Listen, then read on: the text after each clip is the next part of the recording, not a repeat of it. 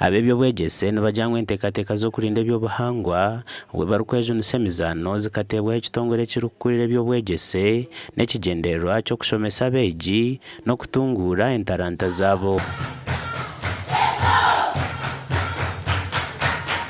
ihanga rikatuhereza simu erukukwata aha bya malaria kose ibintu bikwata aha amagara g'abaana erukukwata aha bya environment nashi ebitotori no kukwata kubirinda erukukwata aha okuma enjara okureba ngo abaana babaza kubona ibyo kurya kandi barya uko badevelopinga okuzana kuzagumizamo abo kwatwara bwa leverage za level ya connecting center kandi twara level ya connecting center tuza district kandi twara district tuzana aha region.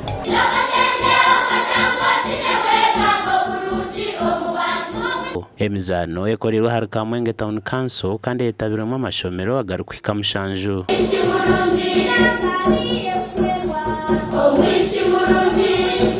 Bakumanya kurinda ebyobuhangwa kituma bakura no mu myaka ya bukuru bakurinda je ebyobuhangwa mu ihanga ryitu.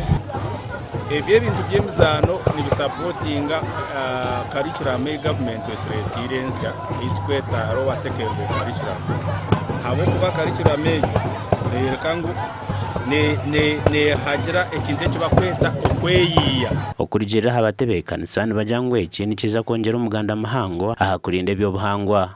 They should walk the talk.